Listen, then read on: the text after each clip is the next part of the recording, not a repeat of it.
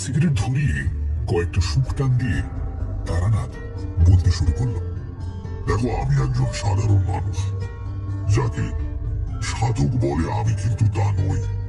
কারণ সত্যিকারের সাধনা করবার সুযোগও আমি কোনদিন পাইনি, পেলেও করতাম কিনা সন্দেহ। আসল ব্যাপারের চেয়ে এই পথে পথে বেরিয়ে বেড়ানো, নানা বিচিত্র চরিত্রের মানুষের সঙ্গে আলাপ হওয়া, জীবনের এই দিকটাই আমাকে বেশি মুগ্ধ করত।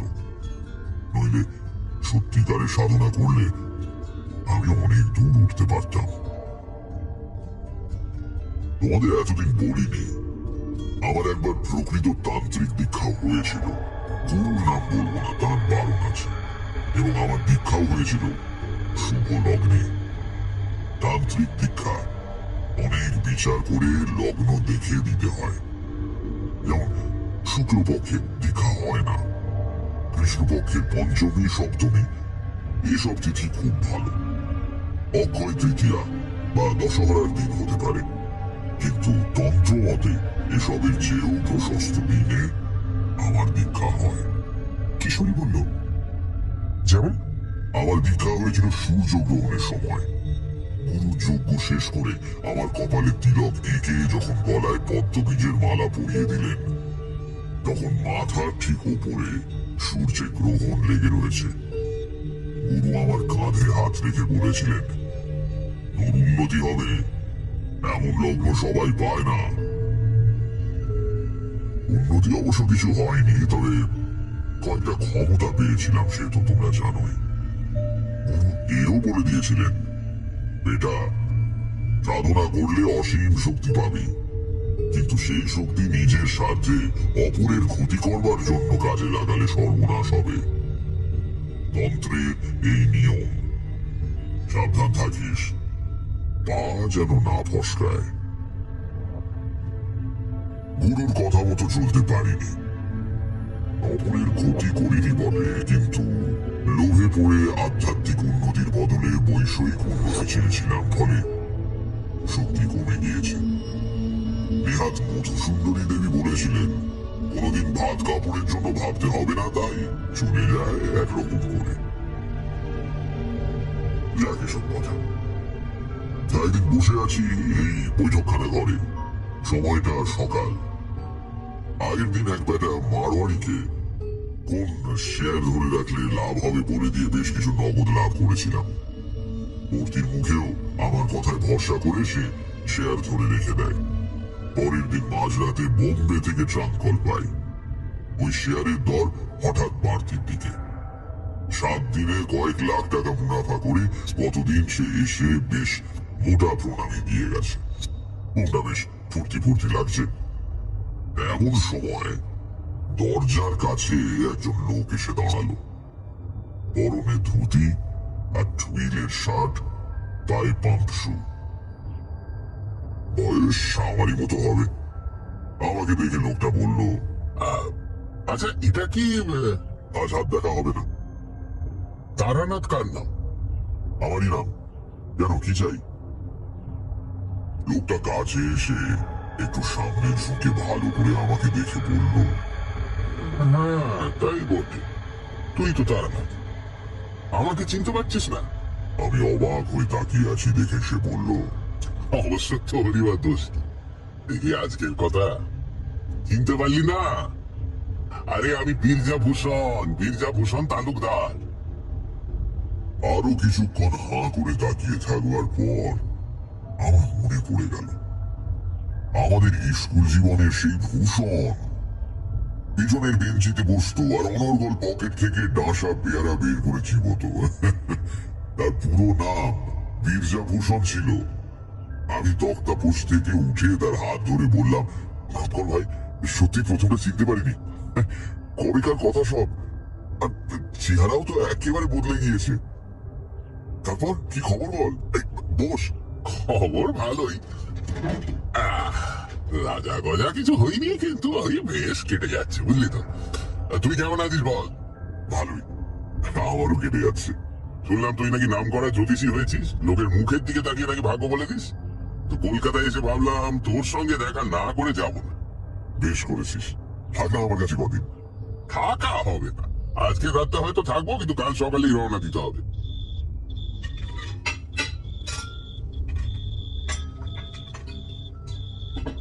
রাত্রিরে খাওয়া দাওয়া সেরে দুই বন্ধু বাইরের ঘরের চৌকিতে এসে বসলাম। ঘুম আর হলো না, ওই গল্প করতে করতেই রাত ফুরিয়ে গেল। বীরজাভূষণ কলকাতায় এসেছিল একটা মামলার তদারকি করতে। ওদের সমস্ত সম্পত্তি বাবা মারা যাবার পর দুভাগে ভাগ হয়ে গিয়েছে। এক ভাগ পেয়েছে বীরজা, অন্য ভাগ পেয়েছে তার আপন দাদা অম্বিকাভূষণ। দাদাকে পৈতৃক বাড়ি ছেড়ে দিয়ে নিজে একটু দূরে আলাদা বাড়ি তৈরি করে নিয়েছে। কিন্তু সম্প্রতি ভাগাভাগির ব্যাপারে কি একটা ত্রুটি বের করে অম্বিকাভূষণ ভাইয়ের বিরুদ্ধে মামলা শুরু করেছেন। যে সম্পত্তি নিয়ে মামলা, তার দাম 20,000 টাকার চেয়ে বেশি। কাজেই মামলা এসেছে হাইকোর্টে। এ নিয়ে অনেক দুঃখ করলো বীরজা। দেখলাম ও সেই পুরোনো দিনের ভালো মানুষই এখনো যায়নি। যে দাদা তার বিরুদ্ধে মামলা করেছে, তার জন্যই সে দুঃখ করছে। পরের দিন যাবার সময় বীরজা বলল, একবার আমাদের গায়ে চল না, বেরিয়ে আসতে পারবি। দেশের দিকে তো যাসনি অনেকদিন, যাবি? কথাটা ঠিক। গ্রামে আমাদের বাড়িও প্রায় ধূলিসাৎ হয়ে পড়ে রয়েছে। থাকার বা দেখাশোনা করবার কেউ নেই। কাজেই কিসের টানে আর সেখানে যাব? অবশ্য বীরজার বাড়ি আমাদের গ্রামে নয়, মধ্যে আরেকটা গ্রাম পেরিয়ে প্রায় মাইল 3 দূরের চড়ুই টিপ নামের এক গ্রাম থেকে সে পড়তে আসতো। স্কুলে পড়ার সময় মাত্র একবারই তার গ্রামে গিয়েছিলাম। এখন আর ভালো মনে পড়ে না। বললাম, আচ্ছা যাবো খন? দেখি একটু সময় করে উঠতে পারলেই যাবো। দেখ, ওসব ছেদো কথা আমায় ভোলাতে পারবি না। সময় করে উঠতে পারলে মানে কি? তুই কি কারো চাকরি করিস? ওসব বললে চলবে না। সামনের মাসের প্রথম দিকে আমায় আবার হয়তো কলকাতায় আসতে হবে, মামলার তারিখ পড়েছে। সেদিন তোর এখানেই উঠবো। তুই আগের দিন থেকে জিনিসপত্র গুছিয়ে রাখিস, ফেরবার সময় তোকে সঙ্গে নিয়ে যাবো। বেশ, তাই হবে। পরের মাসে বীরজার সঙ্গে আমাদের গ্রামের স্টেশনে গিয়ে নামলাম কত বছর পরে। সেই হারানো শৈশবের সোনালী দিনগুলো স্বপ্নের মতো মনে আসে। আয়, যা যায় তা একেবারেই যায়। স্টেশন থেকে আমাদের গ্রাম 7 মাইল আর বীরজার গ্রাম মাইল 10। স্টেশনে নেমে দেখি আমাদের জন্য গরুর গাড়ি এসে দাঁড়িয়ে রয়েছে। বীরজা ব্যবস্থা করে রেখেছিল আগে থেকে। গরুর গাড়ি চেপে অনেক বছর পরে আবার কাঁচা রাস্তা দিয়ে দুলতে দুলতে যাওয়া এত ভালো লাগছিল যে বিচার করে দেখে বুঝতে পারলাম শহরে বাস করলেও শহরকে আমি আদৌ ভালোবাসি না। গ্রাম আমার রক্তে মিশে রয়েছে। চড়ুইটি গ্রামটা দেখতে ভারী ভালো। গ্রামের প্রান্ত দিয়ে বয়ে যাচ্ছে ছোট্ট একটি নদী। নদীর ধারে ঝোপঝাড়। সমস্ত গ্রামে কোথাও খুব ঘন জঙ্গল না থাকলেও ছাড়া ছাড়া গাছপালা প্রচুর। 3-4টে পাকা বাড়িও চোখে পড়ল। এছাড়া সবই হয় চালা ঘর, নয়তো ওই করগেট টিনের ছাদওয়ালা বাড়ি। বীরজা আর তার দাদার বাড়ি পাশাপাশি, মাঝখানে এক টুকরো জমি। পাশাপাশি, কিন্তু মুখ দেখা দেখি নেই। যে বাড়িতে বীরজা আমাকে এনে তুলল, সে বাড়ি সে নতুন করেছে। ছোটবেলায় আমি এসেছিলাম পাশের ওই পুরনো বাড়িতে, যেখানে এখন অম্বিকাভূষণ থাকেন। শৈশবের স্মৃতিমণ্ডিত কোনো জায়গায় অনেকদিন পরে গেলে যে আনন্দ অনুভব করা উচিত, সেরকম কিন্তু খুব একটা হলো না। কারণ গ্রামে ঢুকতেই আমার একটা অদ্ভুত অনুভূতি হলো। তোমরা তো জানো, দেবী আমাকে কিছু অতিমানবিক ক্ষমতা দান করেছিলেন। গ্রামে ঢুকেই আমার মনে হলো এখানে একটা অমঙ্গলজনক কিছু ঘটছে। সেটা কি তা তখনই বুঝতে পারলাম না বটে, কিন্তু মনের ভেতর কেমন অস্বস্তি পাক খেতে লাগলো। মির্জা জিজ্ঞাসা করলো, কি হয়েছে? অমন মুখ করে রইলি কেন? কিছু না, এমনি। মির্জার বউটা ভারী ভালো, বেশ সাধ্যি মেয়ে। আমাকে আগে কখনো দেখেনি বটে, কিন্তু হাব ভাব দেখে বুঝতে পারলো আমি তার স্বামীর খুব বড় বন্ধু। চড়ুইটির গায়ে এখনো শহুরে চালচলনে ঢেউ এসে দোলা দেয়নি। সেকালের মতো একটা জল ভর্তি গাড়ুর উপরে পাট করা গামছা এনে রেখে গেল মির্জার বউ। হাত মুখ ধুয়ে দুই বন্ধু বাইরের ঘরে তক্তা বসে বসে গল্প করতে লাগলাম। সবই আমাদের এই রঙিন হারিয়ে যাওয়া ছোটবেলার গল্প। গল্প করছি, কিন্তু পোকায় খাওয়া দাঁতের ব্যথা যেমন সর্বদা সব কাজের মধ্যে জানান দেয়, তেমনি মনের ভেতরকার অস্বস্তিটাকে কিছুতেই মুছে ফেলতে পারলাম না।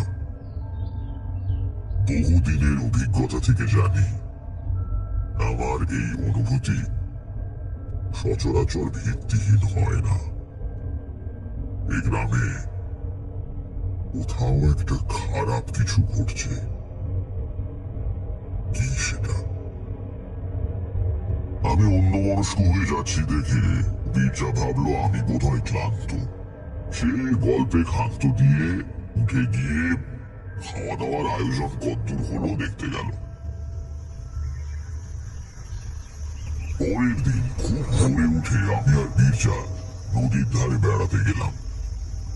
ছোট্ট গ্রাম্য নদী, কিন্তু কচুরি পানায় তার স্রোত বন্ধ হয়ে যায়নি। বেশ কাকচক্ষু জল দিয়ে গতিতে বয়ে চলেছে।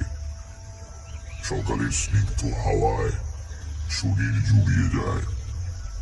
একটু পরিষ্কার জায়গা দেখে দুজনে বসলাম। আমার বাঁ পাশে একটা বড় বাবলা গাছ, তার ডালপালা অনেকখানি জলের দিকে ঝুঁকে পড়েছে।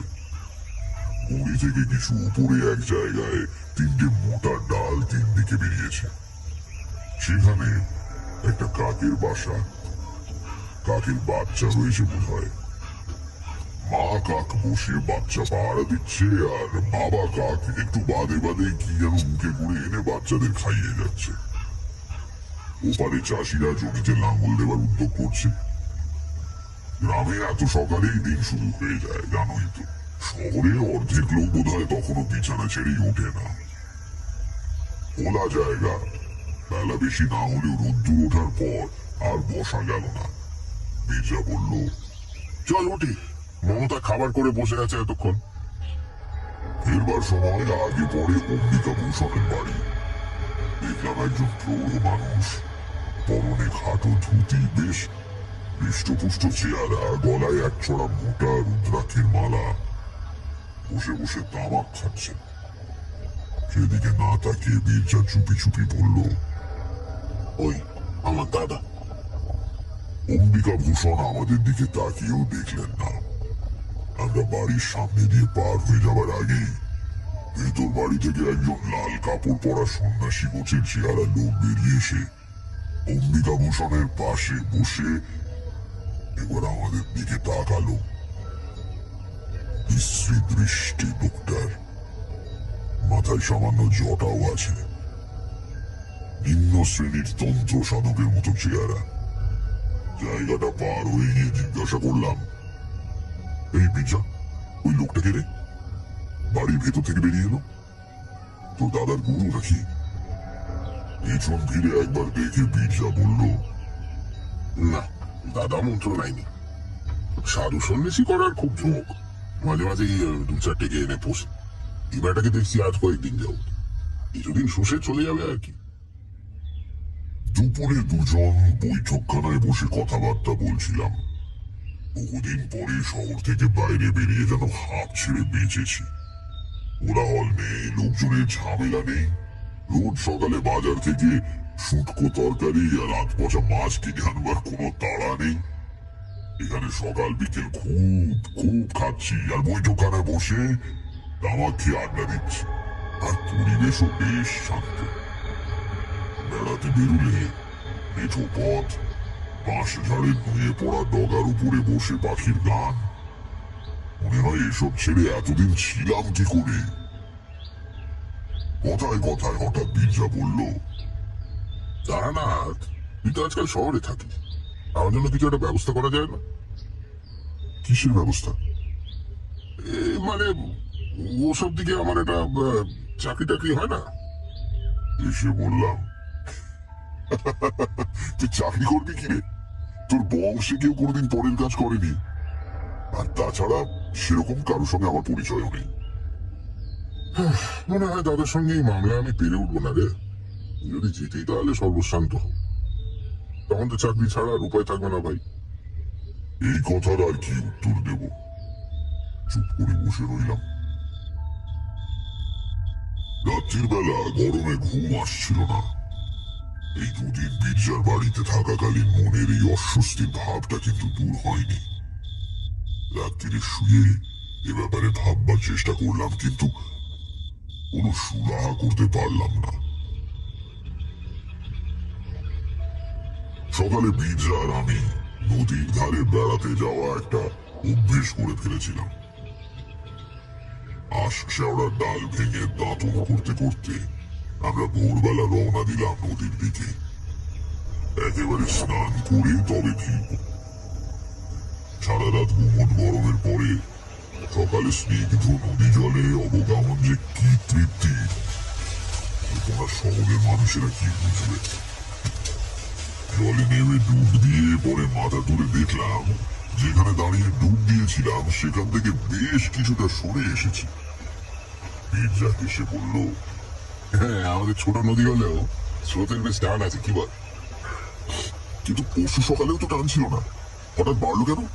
হয়, এমনিতে জোয়ার ভাটা বিশেষ খেলে না, কিন্তু অমাবস্যা আর পূর্ণিমার সময় স্রোত বাড়ে। তা অমাবস্যা কবে? তা ঠিক জানি না, 3-4 বাকি আছে বোধ হয়।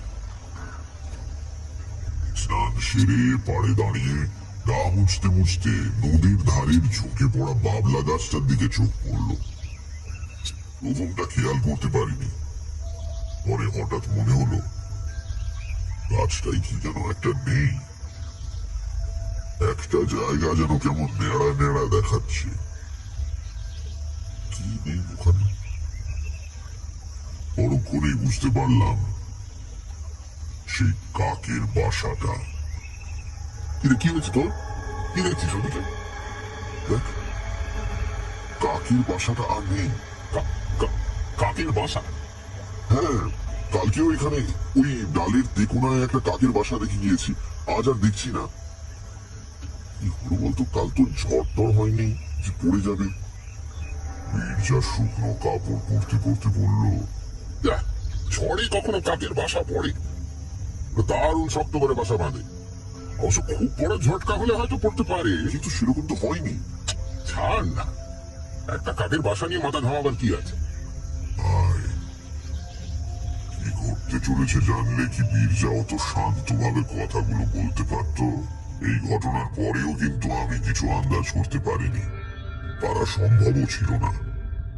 কিন্তু কখনো কখনো জীবনে আশ্চর্য অঘটনের ভিড় লেগে যায়। সকালে যার কথা খুব ভেবেছি, বিকেলে 10 বছর পরে হয়তো সেই বন্ধু এসে হাজির হলো, কিংবা হয়তো সকালে একটা তালা এবং বিকেলে সেই তালাটারি চাবি রাস্তায় কুড়িয়ে পাওয়া যায়। এর পরের দিনই সে ধরনের একটা ব্যাপার ঘটায়। আমি মনে মনে 2 আর 2 যোগ করে দিলাম।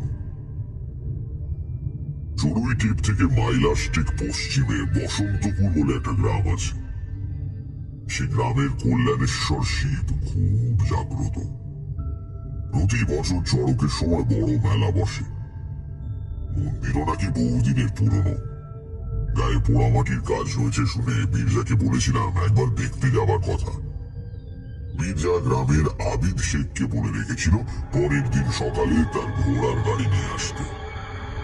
সমস্ত গ্রামে ওই আবিদেরই একমাত্র গাড়ি। মাঝে মাঝে স্টেশনে গিয়ে ভাড়া খাটে, অবসর সময় পড়ে পড়ে ঘুমোয়।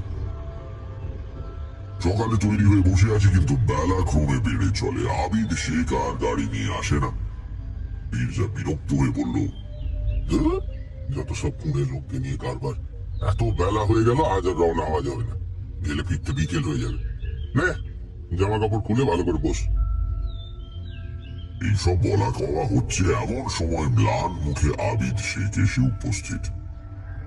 বীরজা গেল চোটে। এ কেমন তোমার কাণ্ড কেন আবিদ? হ্যাঁ, সে কখন থেকে বসে আছি, আজ আর যাওয়াই হলো না। কি হয়েছিল তোমার? গাড়ি কই? আবিদ শেখ বিষণ্ণ মুখে বলল, আর বলবেন না কর্তা, সকালে উঠে ঘোড়া জুতে গাড়ি নিয়ে আসছিলাম, কিন্তু ঘোড়া কিছুতেই গাড়ি টানবে না। কত গুঁতো গাঁথা দিলাম, তবু ঘোড়া দেখি ঠায় দাঁড়িয়ে। অনেক দিনের পোষা জানোয়ার কর্তা, কথা বললে শোনে। পরে মনে হলো ওর ঘাড়ে ব্যথা হয়েছে কোনো কারণে, গাড়ি টানতে গেলে ব্যথা লাগছে। নেমে এসে দেখি ঠিক তাই, ঘাড়ের কাছে একটা বেশ বড় কাটার দাগ। ও ঘোড়া নিয়ে আজ আর বেরোনো যাবে না কর্তা, জোর করে চালাতে গেলে মাঝপথে খেপে টেপে গিয়ে গাড়ি উল্টে দিতে পারে। ঘোড়া জখম হলো কি করে? জোয়ালে পেরেক টেরেক কিছু আছে নাকি? আগে না, সে আমি দেখেছি। তাহলে মাথা চুলকে আবিদ শেখ বলল, আমিও তো তাই ভাবছি, কিসে ঘা খেলো জানোয়ারটা। যাকে যাও তুমি, তোমার ঘোড়া ভালো হয়ে ওঠা অব্দি যদি আমার বন্ধু থাকে তাহলে একদিন মন্দির দেখতে যাওয়া যাবে। আবিদ শেখ চলে যেতে বীরজা আমার দিকে তাকিয়ে বলল, লোকটা মিথ্যে কথা বলছে কিনা ঠিক বুঝতে পারলাম না। আবিদ এমনিতে ভালো, কিন্তু বড্ড কুঁড়ে। হয়তো আজ আর মেহনত করার ইচ্ছে নেই। ঘোড়া ফের রাস্তা বলে তুলে দিয়ে সারাদিন পরে ঘুমাবে, দেখিস। আমি তখন দুয়ে দুয়ে যোগ দিচ্ছি। বললাম, না হে, লোকটা বোধহয় মিথ্যে কথা বলছে না। বীরজা একটু অবাক হলো, বলল, তার মানে তুমি ওর ভালো মানুষের মতো মুখ দেখে গলে গেলে নাকি? আবিদ কিন্তু ভয়ানক মিথ্যাবাদী। হ্যাঁ তা হতে পারে, তবে এবার বোধহয় সত্যি কথাটাই বলছে। কি বলতে গিয়ে বীরজা থেমে গেল, একটু ইতস্তত করে বলল, হবেও বা, তোর তো আবার কিসব ক্ষমতা টমতা আছে লোকের মুখ দেখে মনের কথা বলে দেবার। আমি এই নিয়ে আর কথা বাড়ালাম না। বীরজাও চুপ করে গেল। সকালে বসন্তপুর যাবার জন্য তৈরি হয়ে বসেছিলাম, কাজেই নদীর ধারের দৈনন্দিন ভ্রমণ আজ আর হয়ে ওঠেনি। দুপুরে খাওয়ার পর নিটোল একটি দিবানিদ্রা দিয়ে উঠে দেখলাম বেলা গড়িয়ে গিয়েছে। এখনই বেরিয়ে পড়লে কিছুক্ষণ নদীর ধারে বসা যায়। মুখে চোখে জল দিয়ে রওনা দিলাম।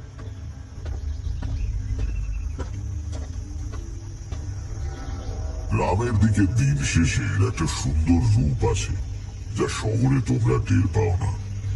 আস্তে আস্তে আমার চোখের সামনে নদীর ওপারের চষা ক্ষেত আবছা অন্ধকারে ম্লান হয়ে এলো। পাখিরা মাথার উপর দিয়ে ফিরে যাচ্ছে বাসায়।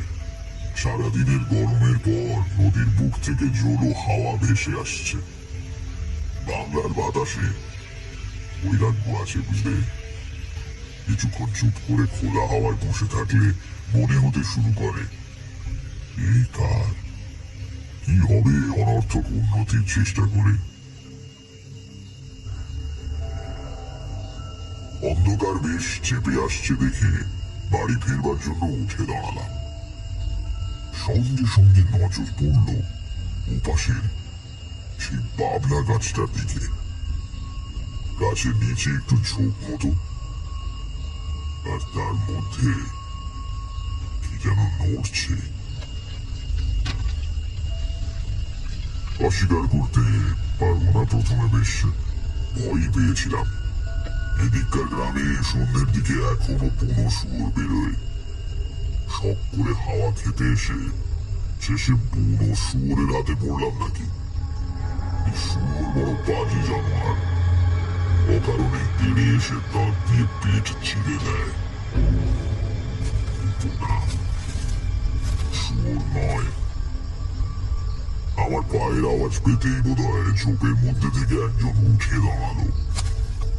অম্বিকা ভূষণের বাড়িতে দেখা সেই তান্ত্রিক সন্ন্যাসী।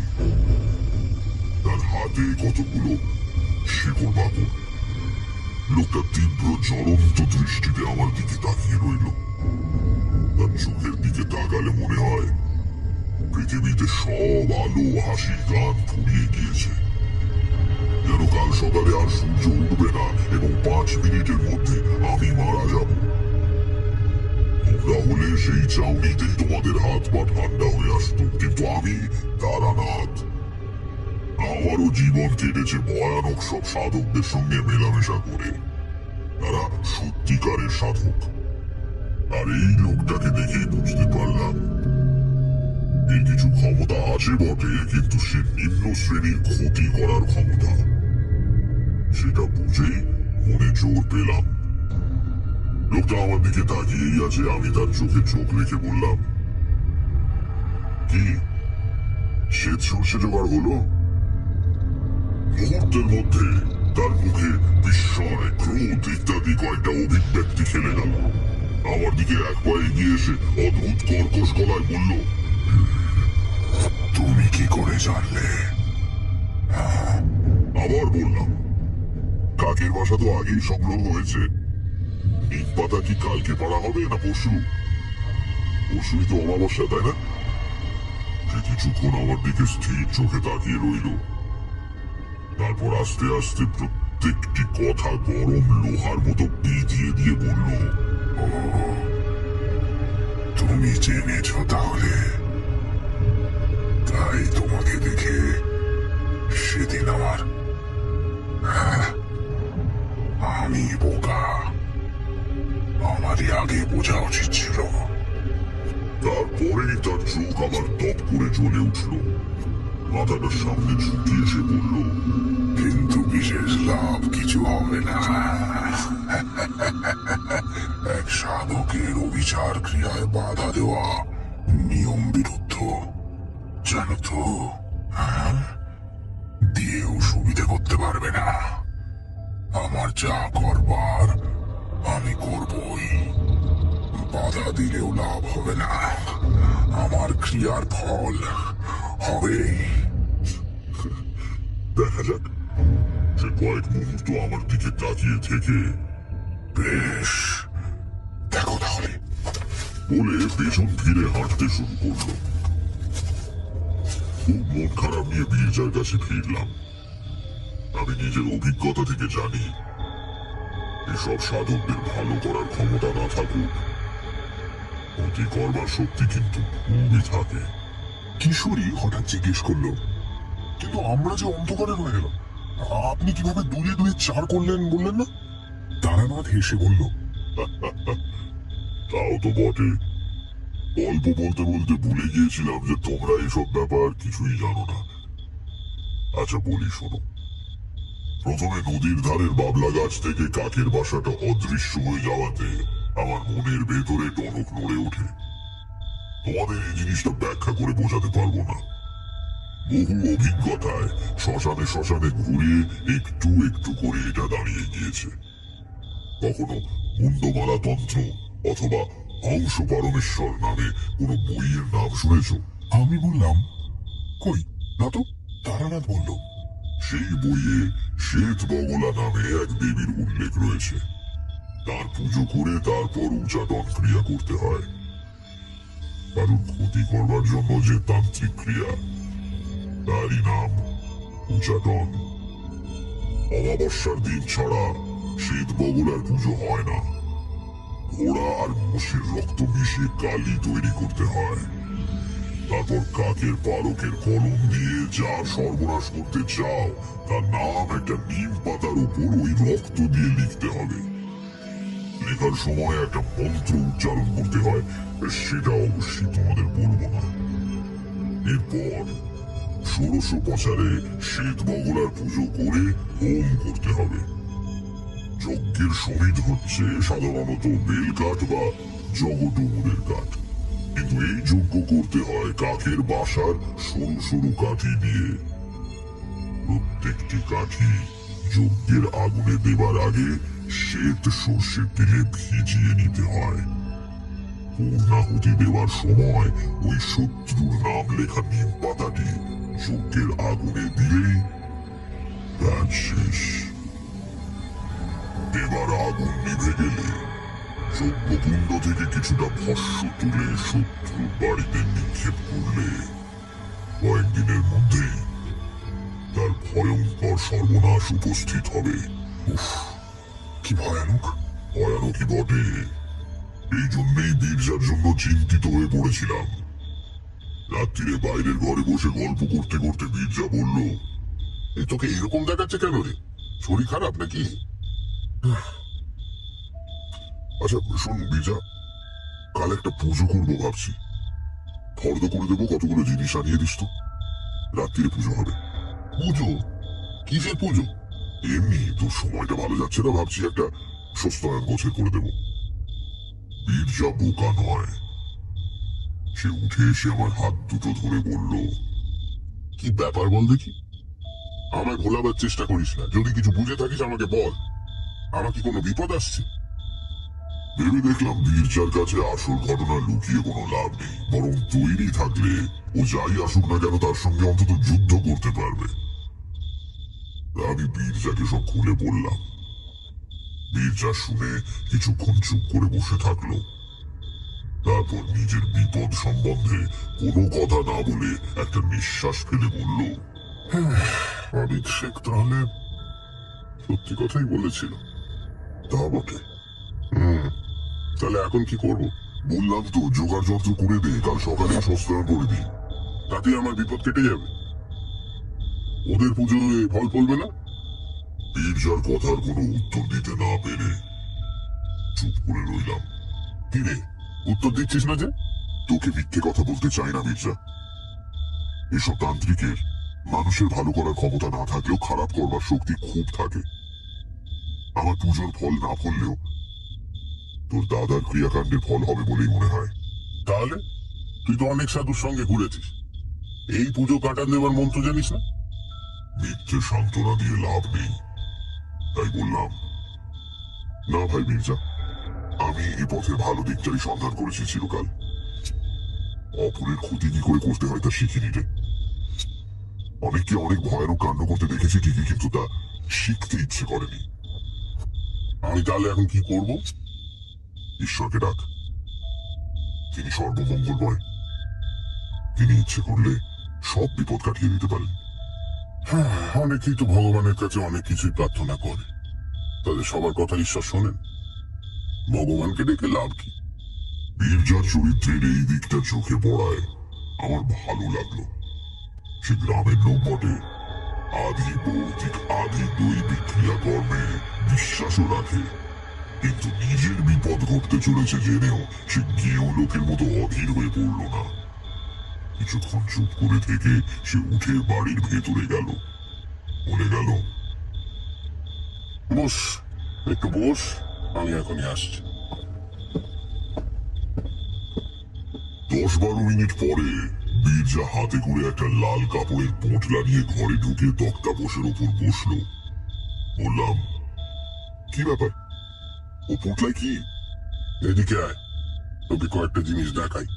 কি জিনিস? বীরজা পোঁটলার গিট খুলে এক রাশ কাগজ বের করলো। বলল, এগুলো আমার জমি জমা সম্পত্তির দলিল। আমার কোথায় কি আছে তোকে বুঝিয়ে দিয়ে দেয়। যদি আমার কিছু হয় তাহলে তুই আমার বউ ছেলে পিলেকে দেখিস, আর আমি কাউকে বিশ্বাস করতে পারবো না। উঠে গিয়ে ওর হাত ধরলাম।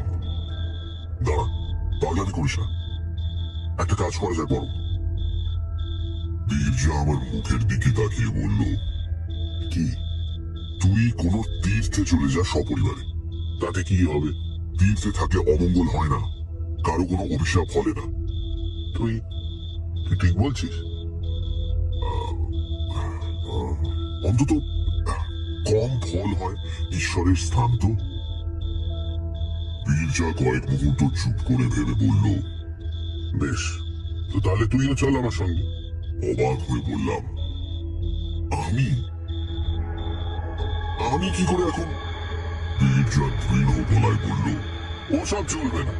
তোর কথায় আমি এই বিপদ মাথায় করে বাড়ির সবাইকে নিয়ে তীর্থ করতে যাব, কিন্তু তাতেও কোনো ফল না হয় আর আমি বিদেশেই মরে যাই, তখন বউ ছেলে পুলের কি হবে? ওরা পথ ঠিক করে বাড়ি ফিরতেও পারবে না। তুই বুদ্ধি যখন দিয়েছিস তখন তোকেও সঙ্গে যেতে হবে। বীরজার দিকে তাকিয়ে মায়া হলো।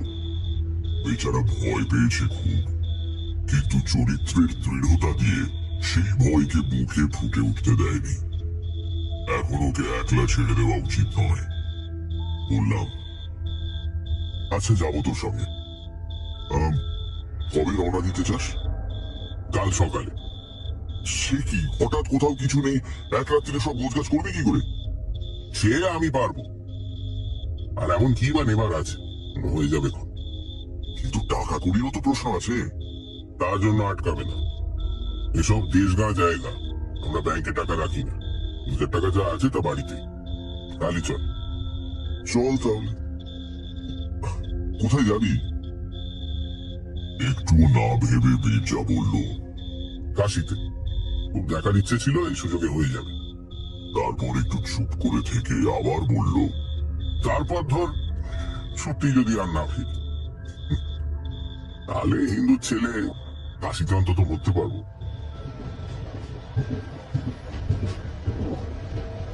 সারা রাত্রি তোড়জোড় করে পরের দিন সত্যি আমরা কাশি রওনা দিয়ে দিলাম। বীরজার স্ত্রীকে আসল কারণ জানানো হলো না।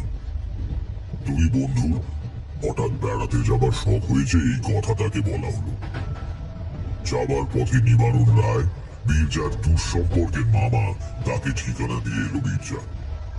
আমার এক চেনা ভদ্রলোকের অনেক দান আছে কাশির এক আশ্রমে। সেখানে এর আগেও বার দুই আমি উঠেছি কাশি গিয়ে। এবারেও সেখানেই থাকবো ঠিক করেছিলাম। তারই ঠিকানা। তখনও জানি না যে ঠিকানাটার সত্যিই দরকার পড়বে।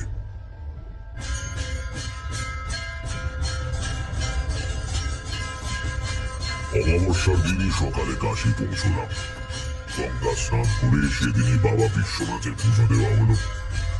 বেচারা বীরজার বউ জানে না স্বামী কেন এত তাড়াহুড়ো করে কাশি এসেছে। সে আনন্দ করে সব দেখে বেড়াচ্ছে। পাড়া গাঁয়ের বউ এর আগে বিশেষ বাইরে বেরোয়নি কখনো। খুব খুশি। বীরজা মাঝে মাঝে কাষ্ঠ হাসি হাসছে, কিন্তু সে হাসিতে কোনো রং নেই। সেদিন রাত্রিটা আমরা দুই বন্ধু এক জায়গায় বসে প্রায় জেগেই কাটিয়ে দিলাম। কিছুই ঘটল না।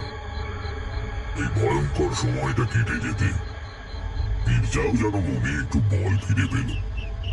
পরের দিন সকালে তাকে বেশ হাসি খুশি দেখলাম। এই করে নিরুপদ্রবে আরো 3-4 দিন কেটে গেল। পঞ্চম দিনে বীরজাই আমাকে বলল, মনে হচ্ছে এই যাত্রা বেঁচে গেলাম, বুঝলি না? তীর্থস্থানের মাহাত্ম আছে, স্বীকার করতে হবে। সেদিনই বিকেলে বসে আমি আর বীরজা গল্প করছি, মাটিতে বসে তরকারি করছে বীরজার বউ। হঠাৎ আশ্রমের অধ্যক্ষ জ্ঞানানন্দ ঘরে ঢুকে বললেন, হঠাৎ ঢুকে পড়লাম, কিছু মনে করবেন না। অবশ্য বউ আমার মায়ের মতো। এই আপনাদের সঙ্গে একটু কথা ছিল যে। বললাম, আসুন আসুন, বসুন তো আগে। কি ব্যাপার বলুন। জ্ঞানানন্দ তার হাতে ধরা হলুদ রঙের এক টুকরো কাগজ আমাদের দিকে বাড়িয়ে দিয়ে বললেন, বীরজাভূষণ কার নাম? একটা তার এসেছে। আশ্রমে তার এলে আমি সই করে নিয়ে পৌঁছে দিই। দেখুন তো কি খবর, কোনো বিপদ টিপদ নয় তো? বিপদ আর কি হবে, বীরজা তো সমস্ত পরিবার নিয়ে এখানে। তার খুলে বীরজার চোখ মুখ কেমন যেন হয়ে গেল। জিজ্ঞেস করলাম, কি হয়েছে বীরজা, কি খবর কি? বীরজা আমার দিকে তারটা বাড়িয়ে দিয়ে বলল, দাদা তার পাঠিয়েছে, পড়ে দেখ। পড়ে দেখলাম অম্বিকা ভূষণেরই করা তার বটে। বিশেষ কিছু লেখা নেই, শুধু বলা হয়েছে, অবিলম্বে ফিরে এসো, বাড়িতে বিপদ। বীরজার দিকে তাকিয়ে বললাম, কি বিপদ বলে মনে করিস? তা কি করে বল, কিছু তো বলা হয়নি। তাছাড়া দাদা হঠাৎ যার জন্য এত কাণ্ড, তোর আমার মাথাটাই গুলিয়ে যাচ্ছে। চল ফিরি, নিশ্চয় কিছু গুরুতর হয়েছে, নাহলে দাদা তার করতেন না। ফিরে আসতে সমস্ত পথ বীরজা বলল, রক্তের টান, বুঝলি? দাদা ভুল বুঝতে পেরে আমাকে আবার ডেকেছে। আমি তার কথার উত্তর দিইনি তখন, কারণ হঠাৎ আমার মনের মধ্যে আবার সেই পুরনো অমঙ্গলের ধ্বনি বেজে উঠেছে, যেন অবিলম্বে একটা অশুভ কিছু ঘটতে চলেছে। এর ওপর বীরজাকে আর কিছু বলে ভয় দেখিয়ে লাভ নেই। কিন্তু আমি জানি কিছু একটা ঘটবে বা ঘটছে। আমার এই অনুভূতি মিথ্যে হয় না, হলো তাই। গরুর গাড়ি নিয়ে স্টেশন থেকে একেবারে অম্বিকা ভূষণের বাড়ির সামনে গিয়ে নামা হলো। মালপত্র গাড়িতেই রেখে আমরা ঢুকলাম বাড়িতে। চারদিকে কেমন একটা থমথমে ভাব। বাইরের ঘরে কেউই নেই। বীরজা অন্দরের দিকে পা বাড়াবে এমন সময় স্বয়ং অম্বিকা ভূষণ এসে ঘরে ঢুকলেন। বীরজা নিচু হয়ে তার পায়ের ধুলো নিয়ে প্রণাম করে বলল, কি হয়েছে দাদা, তার করেছো কেন? উত্তরে অম্বিকা ভূষণ ভাইকে জড়িয়ে ধরে কেঁদে ফেললেন।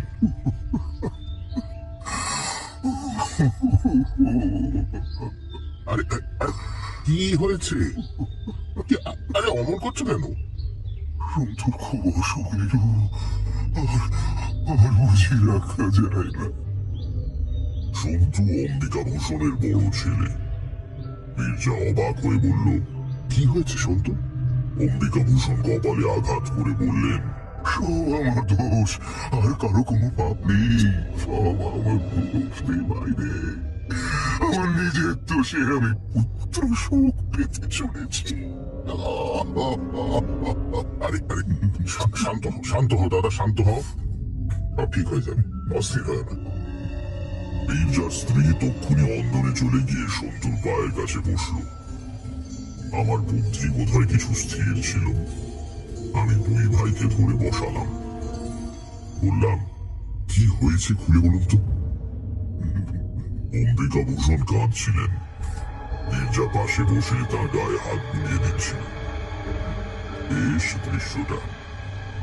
দুই ভাইয়ের বিবাদ বিপদের স্রোতে ভেসে গিয়েছে। আমার প্রশ্ন শুনে অম্বিকা ভূষণ মুখ তুলে তাকালেন, বললেন,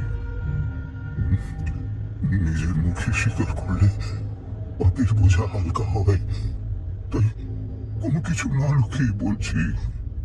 বীরু, বীরু, তোর সর্বনাশ করার জন্য আমি এক তান্ত্রিকের পরামর্শে ওই শ্বেত বাবলার পুজো করেছিলাম। আর সে পুজোয় আমি বললাম, এই অংশটা বাদ দিয়ে বলুন, এটা আমি আগেই টের পেয়ে বীরজাকে বলেছি। অম্বিকা ভূষণ একবার আমার দিকে তাকালেন, তারপর বললেন, ও জানতেন তাহলে? যাই হোক, পুজোর পরে হোম করে সেই হোমের ছাই নিয়ে বীরুর বাড়িতে ফেলবার দরকার ছিল। বেটা তান্ত্রিক এই কাজটা আমাকেই করতে বললো। কি আর বলবো, তখন শয়তান আমার বুদ্ধি কেড়ে নিয়েছিল। এই সময় বীরু কাশিতে, বাড়ি ফাঁকা। কাজে আমিও ভাবলাম সুবিধেই হলো। অমাবস্যার দিন প্রায় সারা রাত্রির পুজো হলো। শেষ হতে হতে শেষ রাত্রির কলা পাতায় মুড়ে খানিকটা ছাই আমার হাতে তুলে দিয়ে তান্ত্রিক বলল, এই না, এবার যাও, সাবধান, অন্য কোথাও যেন না পড়ে, তাহলেই সর্বনাশ। তখনও ভোর হতে দেরি আছে। বীরুর বাড়ির পাঁচিলের পাশে গিয়ে দাঁড়ালাম। হাতে আমার কলা পাতায় মোড়া হোমের ছাই। পাঁচিল ডিঙিয়ে সেটা সশুদ্ধ ছুঁড়ে ফেলতে যাবো ওর বাগানে। কি বলবো মশাই, একটু মেঘ নেই বা ঝড়ের চিহ্ন নেই কোথাও, অথচ প্রচন্ড একটা বাতাসের ঝাপটা এলো কোথা থেকে। ততক্ষণে আমিও সেটা ছুঁড়ে দিয়েছি হাত থেকে। আমার চোখের সামনে বাতাসের মুখে উড়ে যেয়ে তা পড়লো আমারই বাড়ির উঠোনে। তখনই দৌড়ে গিয়ে উঠোন থেকে সবটুকু ছাই মেঘিয়ে তুলে নিলাম, কিন্তু তাতে কি আর ভাব যায়? গত পরশু থেকে সন্তু বাবা আমার কেবলই রক্ত বমি করছে। বীরজা ব্যস্ত হয়ে বলল, কোন ডাক্তার দেখেছে? কোনো ডাক্তার কি বাকি আছে? বিকেলে সদর থেকে বড় ডাক্তার এসেছিলেন। নিবারণ কলকাতা গিয়েছে মর্গান সাহেবকে আনতে। কাল সকাল নাগাদ এসে পৌঁছবে মনে হয়। বীরজা উঠে পড়ে বলল, চল ভেতরে চল, সন্তুকে গিয়ে দেখি। আমি একবার যেতে পারি কি? আসুন না আসুন। তারপর বীরজার হাত দুটো ধরে বললেন, ভাই, আমি যা করবার তা করে ফেলেছি। তুই তুই কোনো রাগ খুশি রাখিসনি। তুই আমার সন্তুকে আশীর্বাদ কর।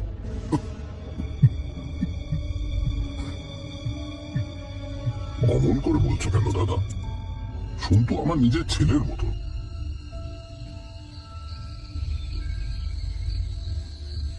সকাল হওয়ার আগেই নিবারণ রায় মর্গেনকে নিয়ে পৌঁছলেন। শেষ রাতে ট্রেনে এসেছেন। স্ট্যানলি মর্গান রোগী দেখে বললেন, This could be peritonitis. If it's been ruptured, then I'm afraid the boy's not going to survive. If he gets a little better, we need to bring him to Calcutta for an operation. পরের কথা তোমাদের একটু সংক্ষেপে বলি। সন্তু বেঁচে উঠেছিল। আমাদের সবার মিলিত প্রার্থনার জোরেই হোক বা অম্বিকা ভূষণের অনুতাপে ঈশ্বর দয়া করার জন্যই হোক, সন্তু দিনের দিনে একটু ভালো হয়ে উঠল। ডাক্তার মর্গান নিজে তার অপারেশন করেন। যে ভালো হয়ে ওঠে, দুই ভাইয়ের ঝগড়াও চিরকালের জন্য মিটে যায়। কিন্তু তান্ত্রিক প্রক্রিয়ায় অপরের ক্ষতি করতে গিয়ে মানুষ নিজের কি বিপদ ডেকে আনে দেখলে তো। বোধহয় ভগবানই অম্বিকা ভূষণকে একটু শাস্তি দিতে চেয়েছিলেন। নইলে সামান্য বাতাসের চিহ্ন নেই কোথাও। অথচ অমন হবে কি করে? কিশোরী বলল, আচ্ছা সে তান্ত্রিকের কি হল? সে পরের দিনই লোটা কম্বল নিয়ে কাউকে না বলে ভেগেছিল। প্রাণের ভয় সবারই আছে তো। সন্তুর অসুখের ব্যাপারটা তো কাকতালীয় হতে পারে। তারানাথ কড়া চোখে তাকিয়ে বলল, পাষণ্ড কোথাকার। আর যদি কখনো তোমাদের গল্প বলেছি